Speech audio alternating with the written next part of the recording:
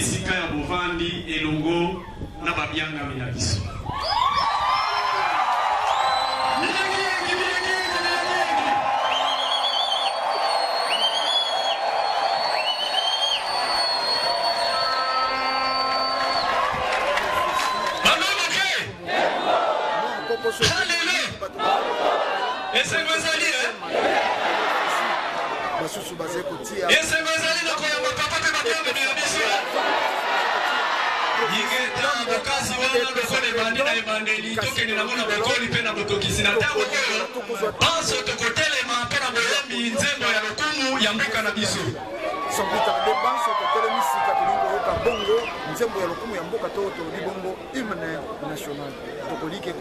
à la nationale bon message no meseni ko landa bongo ba manifestation wana to ki emba mi bongo na kota meseni ko awana sasa to pena ngala wana zero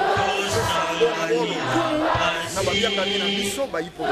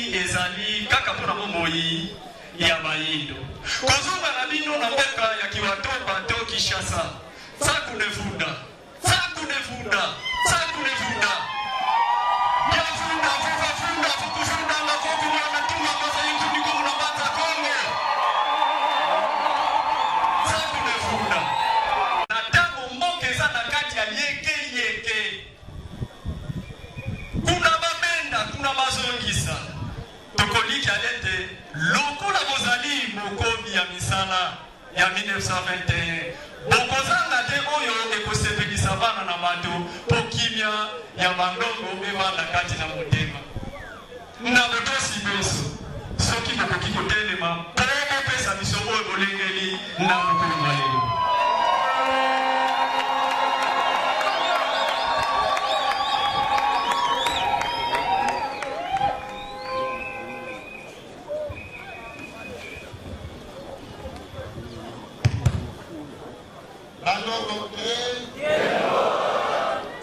Muna kitu kama banzala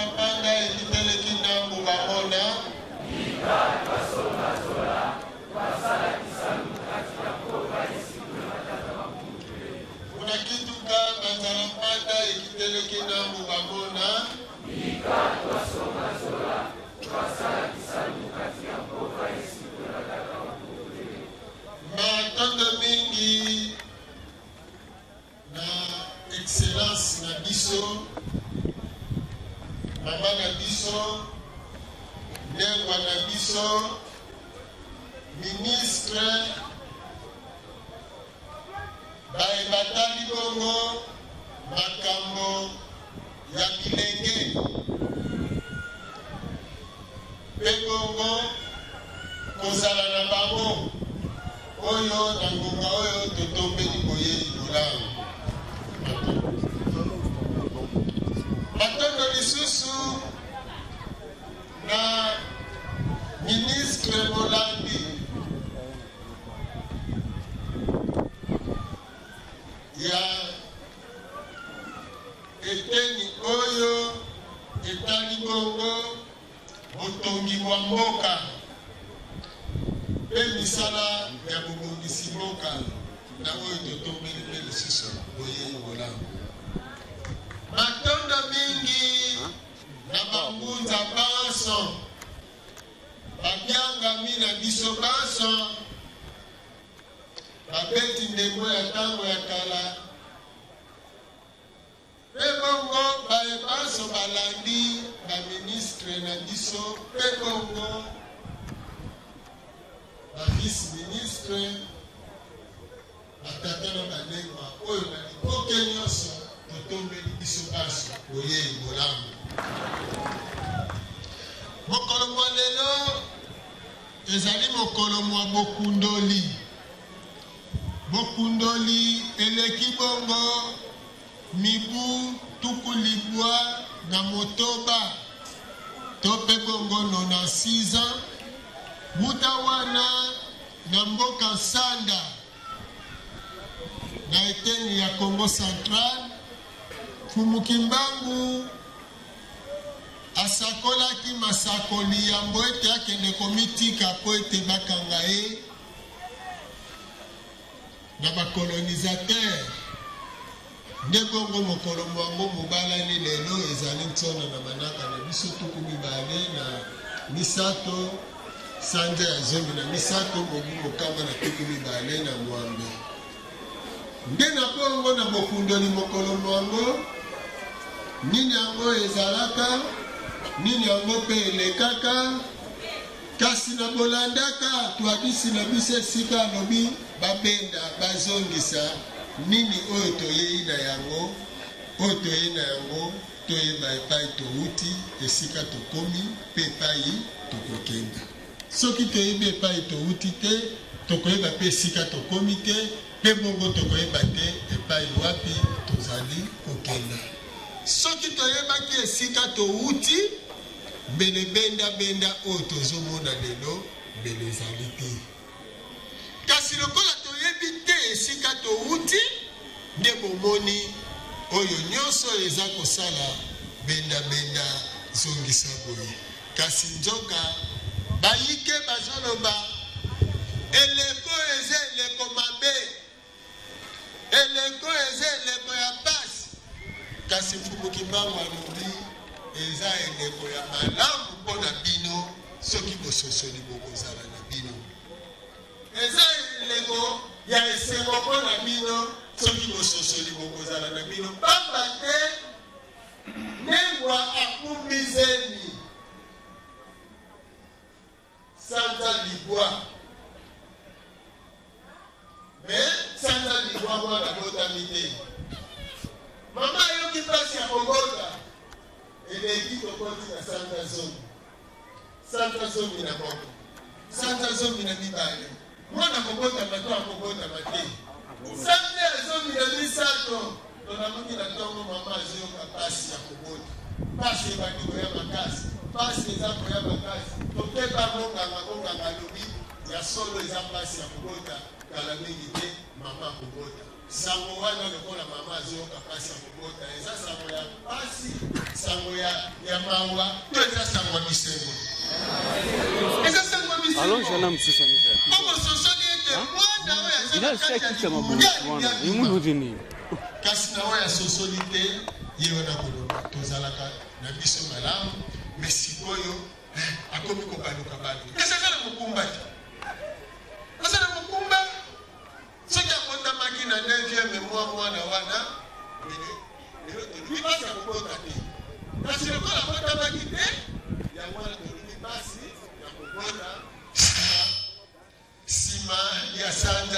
zomi na misato. Tata, mama, touta biso balindo na esclavagisme. Mindele bazwaki biso na Bohumbu, bateka biso na Amerika, bateki biso na Antille, bateki biso na mikili ya Poto, zandu ya Zanzibar, ili ya Gore, zandu ya Luanda, zandu ya Lobito, zandu ya Ntianfumu, zandu ya Pointe Noire, ekokaki kozala te soki ezalaki moboko ya koteka biso bayindo te mpona bikwele. Sima ya koteka biso, tokeka tomi Amerika, tokeka tonga mikili pe ya Poto, États-Unis asengi indépendance na ye, atangi biso esclave oyo tozalaki kuna alobi esili boyo batikali ya ngai. Mindele na lobi lokola yoka yo wana biso tokali bao batikali epai. Ndenge tokomi sikoyo na colonisation. Colonisation na ebele bakanisaka ete ezali kaka mindele baye bakomi bakonzi na biso. Bakolo bato ya mbongo baekosala misala na bango bazwi biso na kati ya Bohumbu to servir bango kasi bakofuta biso te parce que toza esclave. Ndenge moko bandeko bakende États-Unis d'Amérique bango kuna bazonyokoma na esclavagisme, biso mpe awa toza konyokoma na esclavagisme. Bango kuna bazonyokoma bakolo bazonyokola bango na batravaux forcés, ndenge moko mpe biso totikalaki awa bakolo bazonyokola biso na batravaux forcés. Sima na yango tomonaki lolenge nyonso tokoki komona bapasi lokola ezalaki, tosengi bosomi nde tobundaki po tozwa bosomi, kasi bosomi yango tozwaki yango te mpona nini? Atako totiaki badati ya indépendance nakisa mpona biso na Congo bati le 30 juin 1960 sima ya réclamation na biso ya 4 janvier oyo totombokaki biso peuple mpona koloba te epasi eleki atuka bozonga epai na bino kotika biso. Kasi lokola ntango bati date ya indépendance totikali kaka na lopango ya babelge. Nde wana sikoyo kolo ake mosika kasi akomi kosalela kuna na mboka na ye awa watie bamindele ndombe bato bakoservir ye awa nde kolo tokoti na néocolonialisme. Colonialisme ezali kaka esclavagisme. Yango wana tina lelo esclave africain baza na salaire te, baza kaka na rente de survie. Tina lelo salaire ezali te, tina lelo Banque mondiale, Fonds monétaire international baza kokontrole biso. Alors na ntango nyonso toza kolinga tobima na pasi yango ekozala na biso pasi po toza na se ya bokamemi ya bato wana. Badirigant na biso lokola toza na kati ya boloko, badirigant na biso baza lokola bagouverneur ya koloni, bagouverneur badirigant na biso baza lokola bakapita na kati ya prison, bachef ya pavillon na kati ya prison, biso bapeple na kati ya prison, nde baza kotutisa biso mutu mpo balobaka ete mpasi tozoyoka ezokuta soit général to mpe na bacolaborateur ya bakapita bachef ya pavillon. Nzoka prisonnier anyokoma na kati ya boloko ezali mokangi na ye oyo akangaki ye nde azonyokola ye. Pamba te soki prisonnier aza kolia malamu, aza kobokoma malamu na boloko, elingi eloba oyo akangaki ye nde aza kolesa ye malamu boye te. Alors soki lelo baprisonnier nani ayebi baprisonnier oyo baza na bomengo mpe baza malamu na mokili mobimba? bazalaka te. Ok, est-ce que na prison bakombaka misolo ya ebele te? Okoki kozala mwa riche na kati ya prison par rapport ya bandeko no baprisonnier.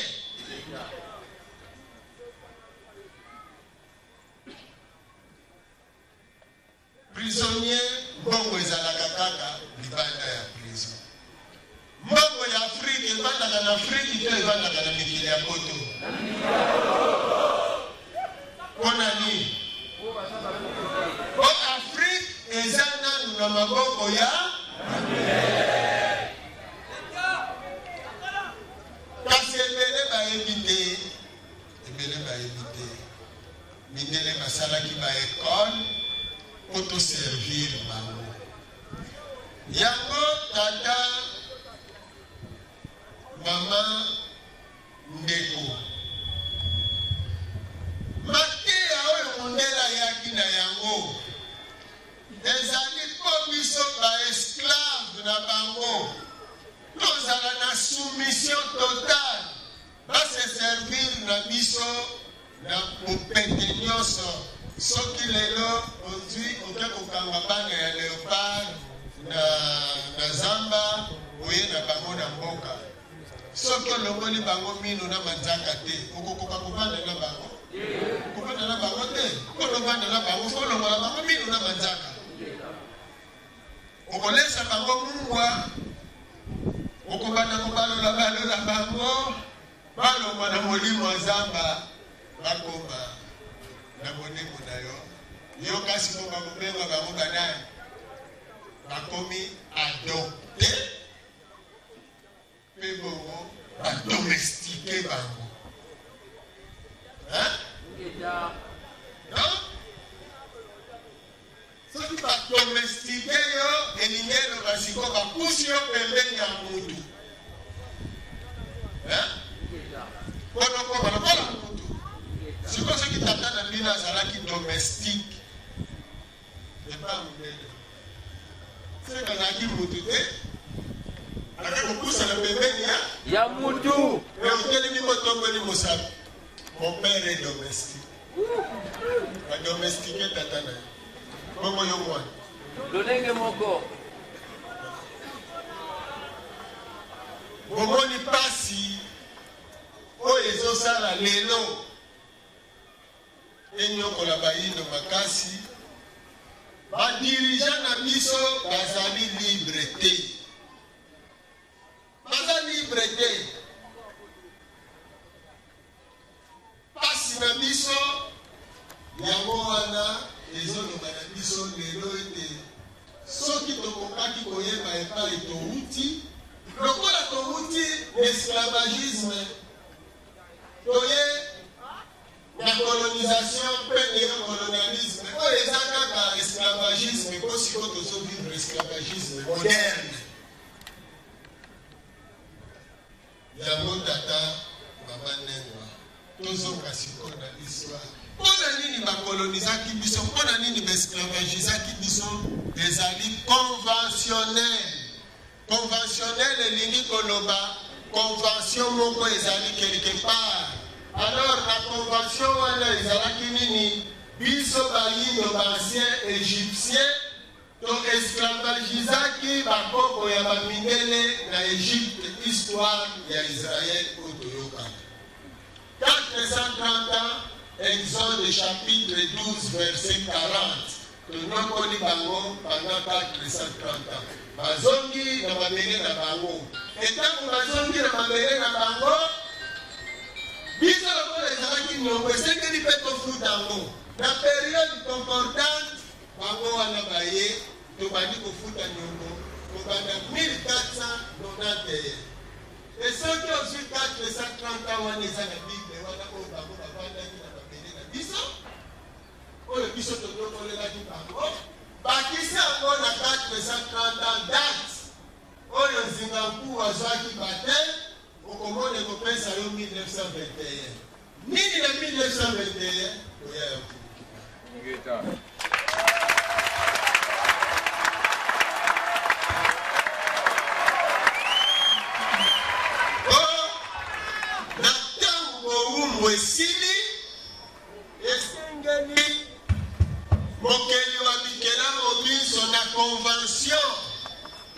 na convention de bongo bakoka kotinda oyo akoya koeklere bino, oyo akoya kolobela bino, oyo akoya kolakisa bino botata mokeli.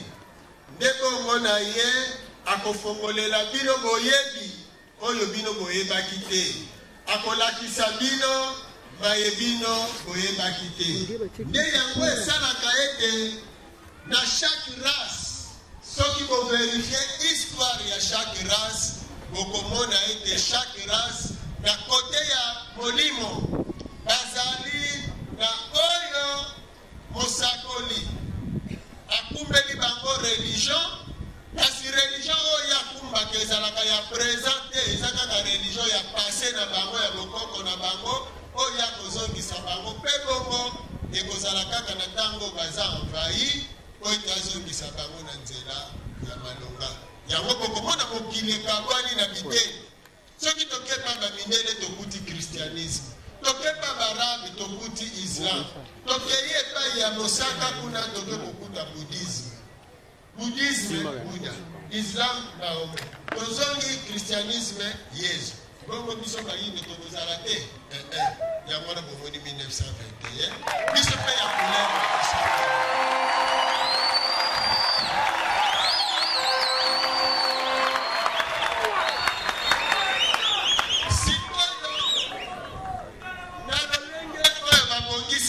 makambo ya bakelasi ototanga otozala batu ya mayele nzoka na kati na kelasi totanga mayele toke kozwa na eteni ya monene batieli biso bozoba ya komifingaka mpe ya kofingaka boyindo mpe bokoko na biso ya kondimaka mpe kokumisaka kimondele. Yango wana tokomona boyete na kiboyindo lolenge toke kotanga totangi bakelasi totangi na français yango totangi lokola mpe eza ya biso te tososoli na biso yango malamu te bato mpe bazotangisa biso batieli biso mayele mabe makasi. Tala lelo bomo oyo bakoko na biso bazalaki nango oyo tokritikaki balobi bakoko na biso balataki rafia bamosusu écorce d'arbre, bakoko na biso baliaki baracine misisa, bakoko na biso bazalaki kovivre na cueillette, bakoko na biso bazalaki kovivre na pêche, bakoko na biso bazalaki kovivre na chasse. Racine, pêche, cueillette, ebongo, chasse. Mais maintenant toza na primaire tozotanga soki balobi racine batie bibliologue, soki batie cueillette batie biso okobwakela biso mwa lisoro ya lotongo ya mama batanga mama na biso.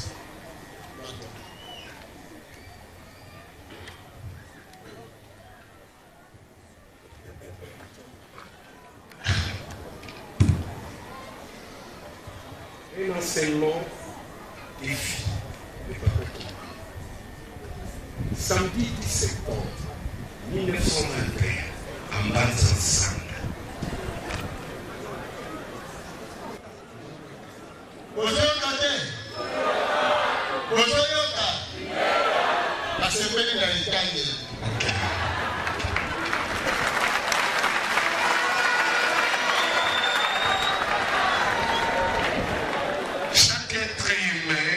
A reçu un don spécifique pour témoigner de la grandeur de notre Créateur. Dieu parle à travers des hommes qu'il choisit. Le samedi 10 septembre 1921 fut un jour spécifique pour l'homme noir. Tout au début du culte matinal, vers 9h, Fumukimbangu entre dans l'enclos en rameau. Son visage est grave. regard vif et il s'adressa à la foule en ce terme. Zimbangizame veut dire mes frères. L'Esprit est venu me révéler que le temps de me livrer aux autorités est arrivé. Tenez bien ceci. Avec mon arrestation commencera une période terrible d'indicible persécution pour moi-même et pour un très grand nombre de personnes. Il faudra tenir ferme, car l'Esprit de notre Dieu Tout-Puissant, donc,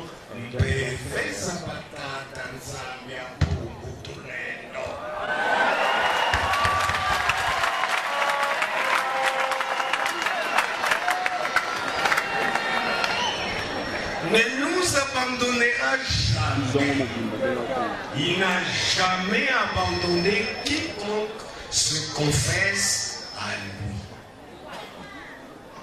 Les autorités gouvernementales, bien sûr, vont imposer à ma personne physique un long silence.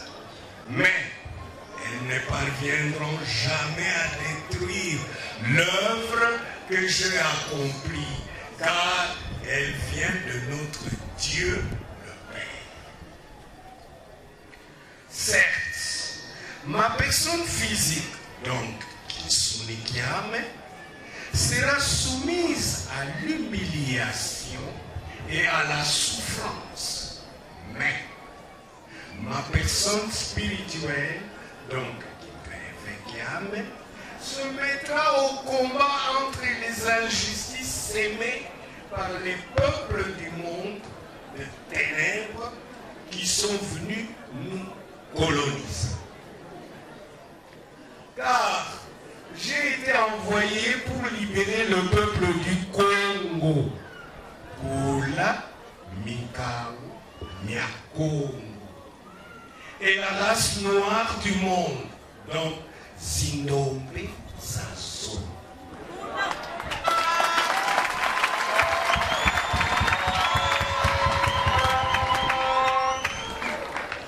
L'homme noir deviendra blanc et l'homme blanc deviendra noir. Car les fondements spirituels et moraux tels que nous les connaissons aujourd'hui seront profondément ébranlés. Les guerres persisteront à travers le monde. Le Congo sera libre et l'Afrique aussi. Mais les décennies qui suivront la libération de l'Afrique seront terribles et atroces. Car nous, les premiers gouvernements de l'Afrique libre, travailleront au bénéfice des Blancs.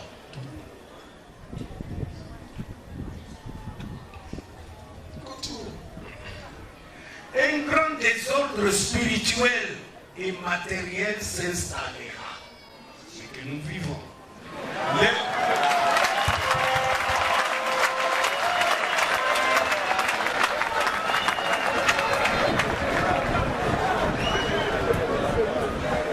Les gouvernements, donc Miyadi, de l'Afrique, entraîneront sur le Conseil des Blancs leurs populations respectives dans des guerres meurtrières et s'entretueront.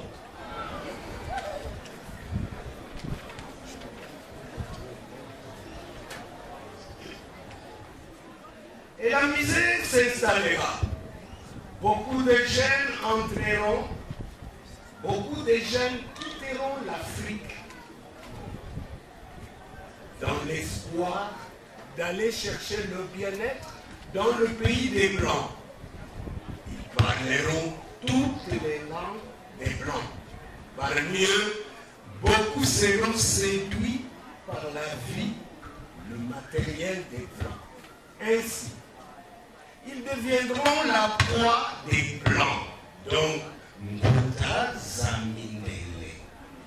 Et il y aura beaucoup de morts parmi eux, et certains ne reverront plus leurs parents.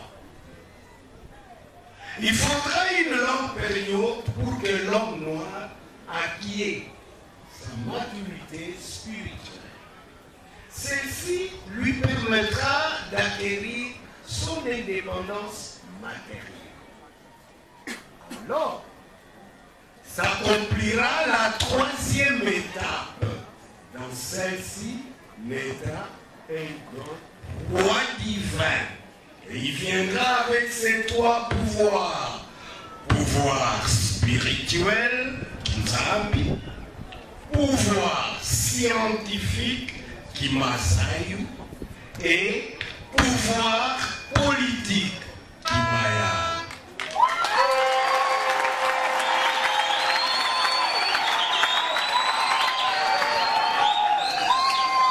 Je serai moi-même le représentant de ce roi.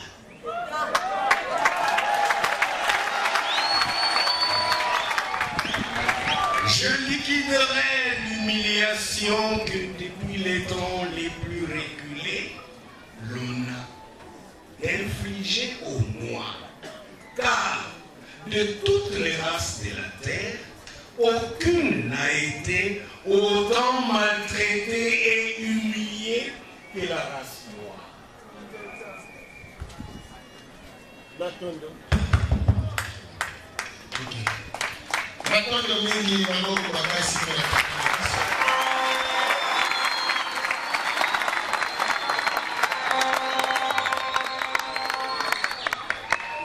tokoliki ya ntango tata na biso azotanga bozoyoka makokisi ya masakoli ya Mfumukimbangu. Nzoka soki mundele aza na confiance ya masakoli oyo, mpona nini biso moko pete tozala na confiance na yango? Ndenge Mfumukimbangu alobaki te batango ya ebandeli ya bonsomi ekozala pasi mingi mpo bapolitisien bakoteka bokonzi epai ya mindele mpe bakoservir mindele. Ekokisama to ekokisama te? Makasi eyango ezokontinue tina lelo. Balomoke ezokontinue tina lelo. Nde Afrique ezoniokwama. Alors temoko eza prévu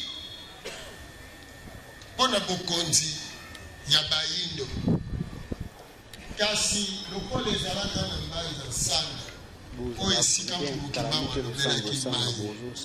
Nsima ya koloba oyo alobaki lisusu na 1944, kasi toza nanu na eteni oyo ete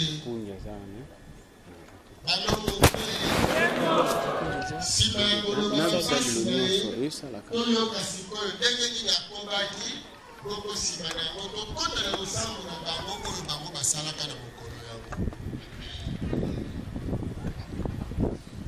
Continuez à lire la Bible.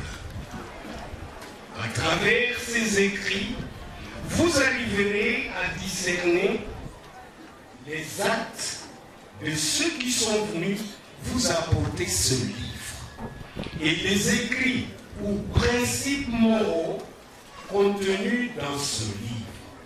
Il faut que le voleur soit saisi avec l'objet qu'il a volé.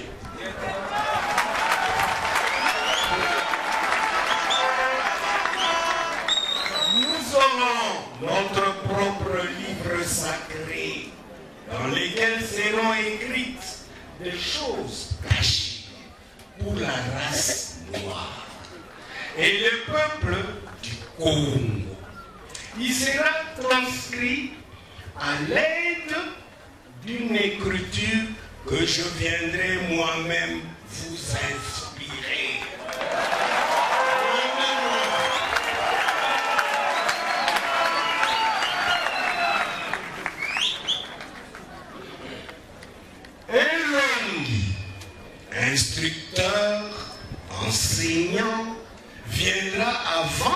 retour pour écrire ce livre et préparer l'arrivée du roi.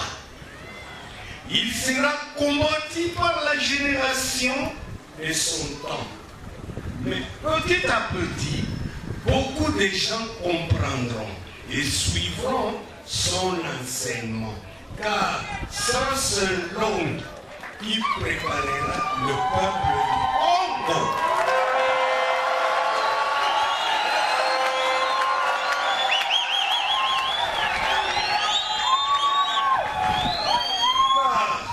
L'arrivée du roi sera très meurtrière et sans pardon. Alors, il faut que le peuple d'abord du Congo soit instruit avant cet événement. Vous ne savez pas encore ce qu'une guerre spirituelle. Quand le peuple du Congo commenceront à se libérer, un pays qui osera s'opposer sera englouti sous les eaux.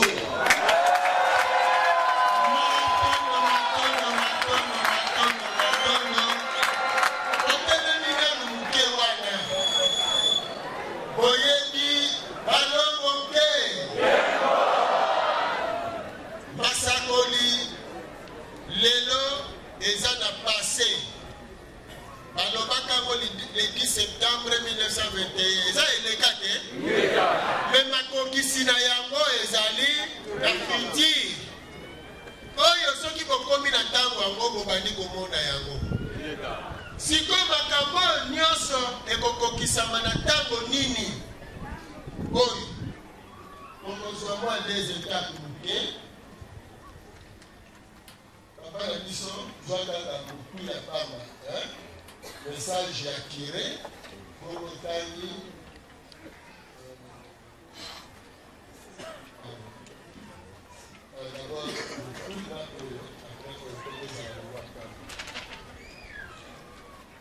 Les principes du curé Jean-Marie Van Impe lors de l'événement du 27 février 1997 à Bruxelles.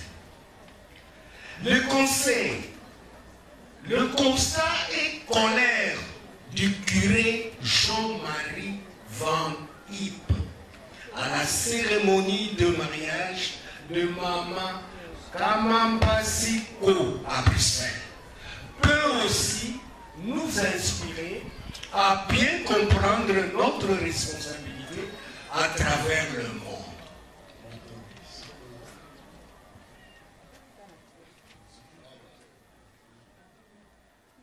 Tant que vous allez le méconnaître, sachez-le bien que l'Afrique ne s'en sortira pas.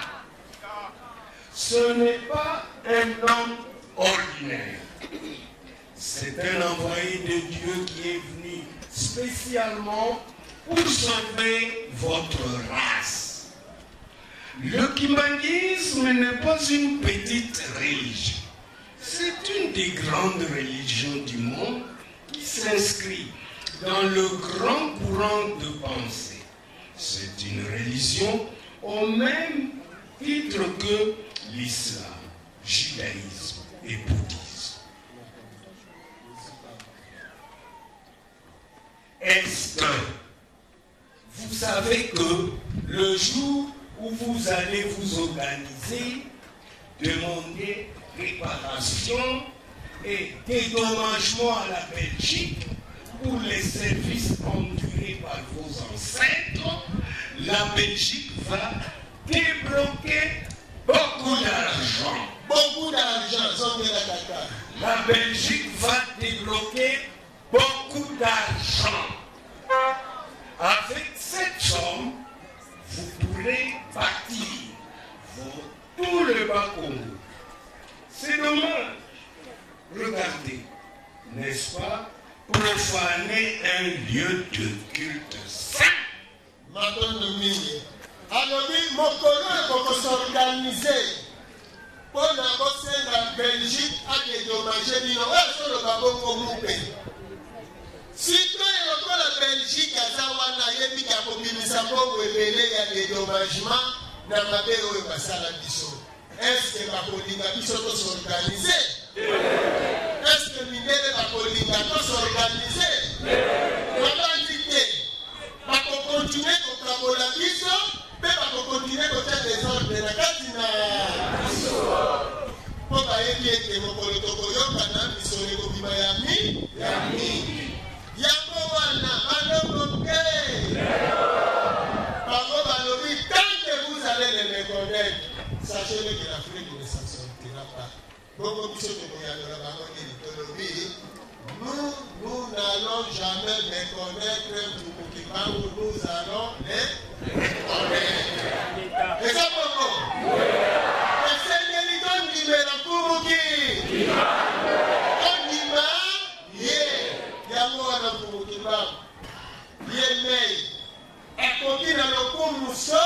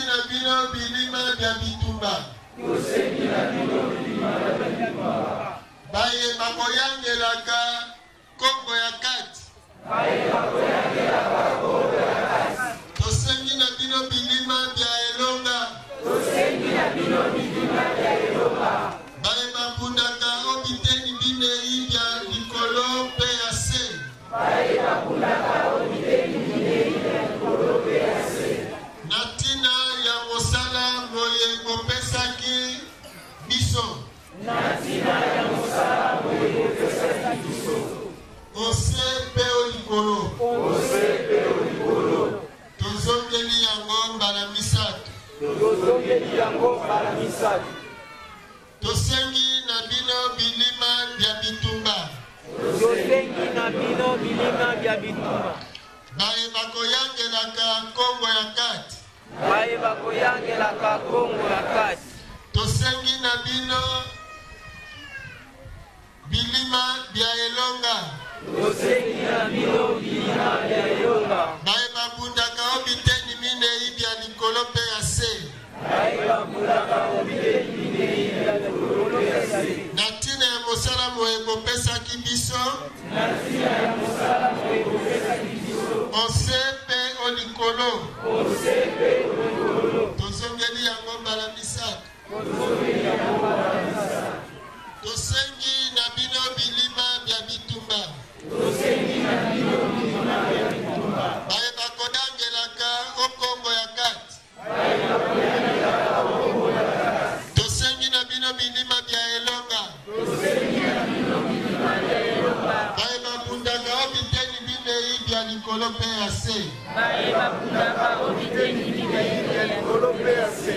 Na ntina ya mosala moye bino bopesi biso osei mpe olikolo. Na ntina ya mosala moye bopesi biso osei mpe olikolo. Tika ete mapamboli na bino. Tika ete mapamboli na bino. Matondisa mitema mya baye bakotelema na ntina ya kosunga bana Kongo. Matondisa mitema ya baye bakotelema na ntina ya kosunga bana ya Kongo. Tozongeli yango lisusu mbala misato mpe tolobi na baye.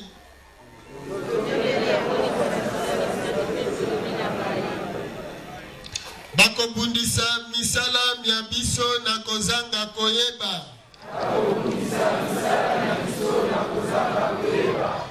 Tokosenga na tata mokeli. Alimbisa bango mpe afongola bango bwanya bwa bango.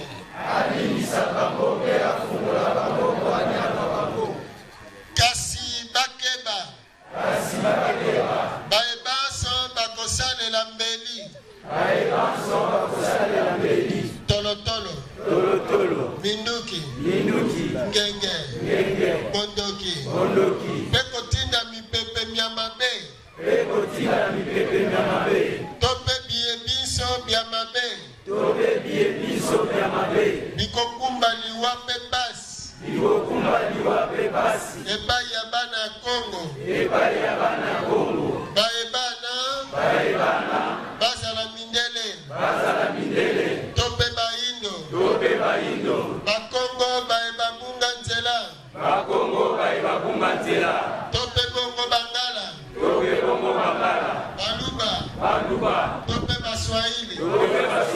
Milimo mina mya mabe. Tolapi na kombo ya bantoma baso. Baye baboma bango na Kongo. Na Afrika. Na Asia. Na Amerika. Pe na Europa. Milimo ya bango. Milakela bato ya motindo wana mabe. Basila. Pe bakende na baboloko.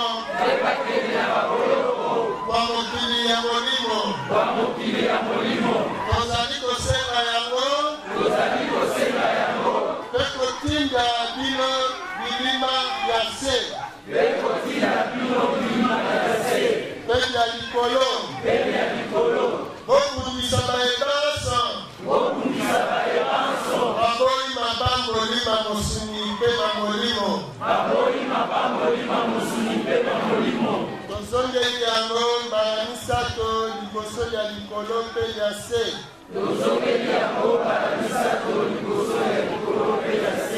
Bakeba baye baso. Bazali kokoba koluka kokotisa pasi na biteni minei ya mokili.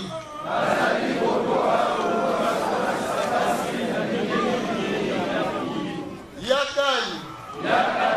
Oh tata mokeli ya nguya inso. Tobengi bino elongo na bilima bya bitumba. Poete bokoka kokumba etumba ya mami na molili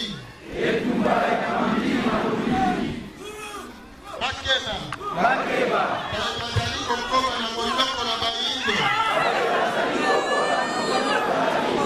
tena kokanga bango na bowumbu ozali tata ya bomoi oleli na bino na ntina ya makila ya bantoma mayema sopana pena na ntina ya kotiola mana bango o tata ya bolingo tosengi mpe toleli epai na bino yakani bino na bilima bya likolo mpe bya se na ntina ya kosukisi mokili mwa mabe moye mozali kokoba kosakanela monene mwa bino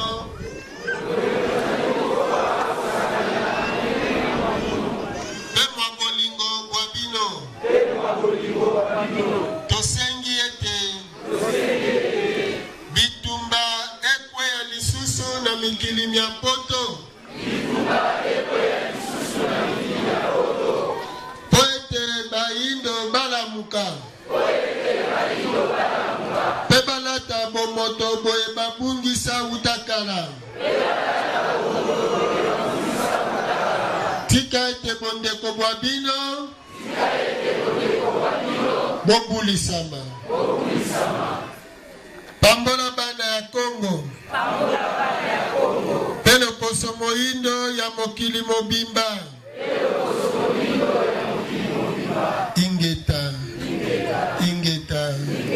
ingeta ekokisamela biso lokola ezali bosenga na biso epai ya tata mokeli isande yango wana tokobakisa soki mabele oyo eza ya kodefa balakisa biso oyo ya biso tokende kototikela bango oyo ya bango kasi soki mabele oyo eza ya biso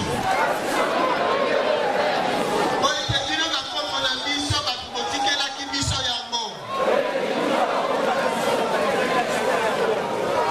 obino bato boyambaki yango epai ya tata mokeli emonana solo ete tozali bakolo na yango loposo pembe azanga nguya kati na biso yango kozongisela biso bolingo na biso mabele na biso emonana ete tozali kolo na yango okabwanyelongwa kati na biso okoko na bino elata biso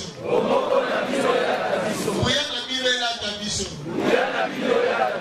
bakonzi na biso bazwa nguya bakonzi na biso bazwa nguya biso bakambemi na bango mpe tozwa nguya eyeba na solo tozali bakolo mabele tozali mpe bato lokola mpe bango bozwi na biso ezonga mayele na biso ezonga bokasi na biso ezonga kobanda lelo ti ekei mokili tobengama baelonga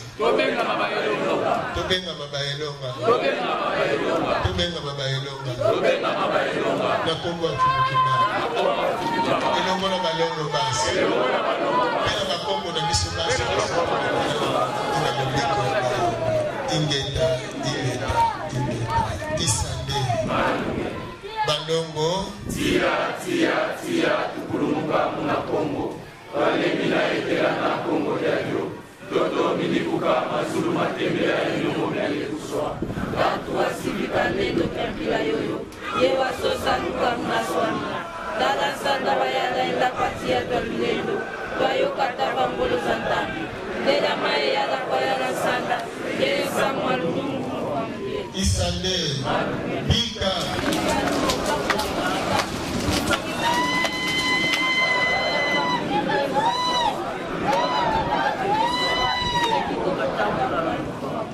Isande. Malongo. Tia, tukulumba mna Kongo. Wale mina ekela na Kongo yetu.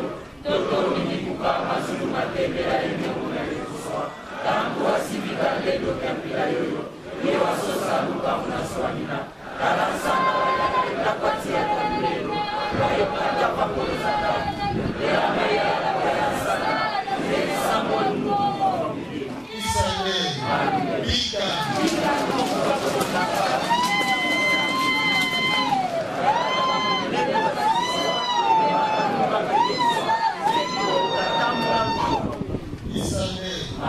Malongo. Tia, kulumuka mna Kongo.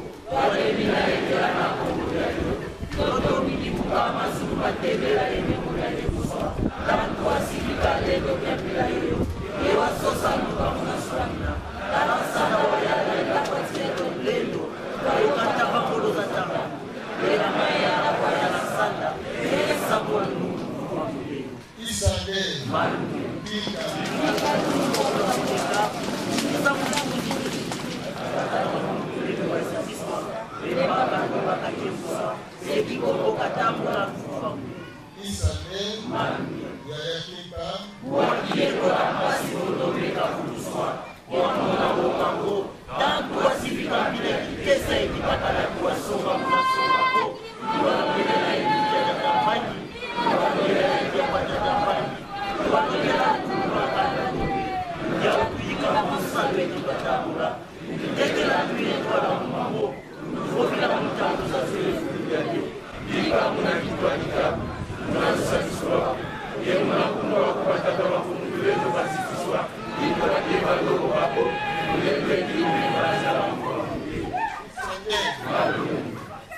Boka tulendo mumamo batoto kwa ngeli kulombaka batoto satuza kuzizele kaki vyomolo disakidi zibula zaiza baraba wala mavipi kwako kakula kapunyamyo fina mambeto kwa ngolozazo fina mambeto kwa nsansu fina mambeto kwa lulu isande zi ke lo ingeta lusala lukela lutombola kosili tombola ngomo kwa kipeni vangele tatanga lusali muna kalubeka nongo nungu na meno tango kule na kule kunika lendo kitata kimoneka kitwali sababu za zonzo muna meno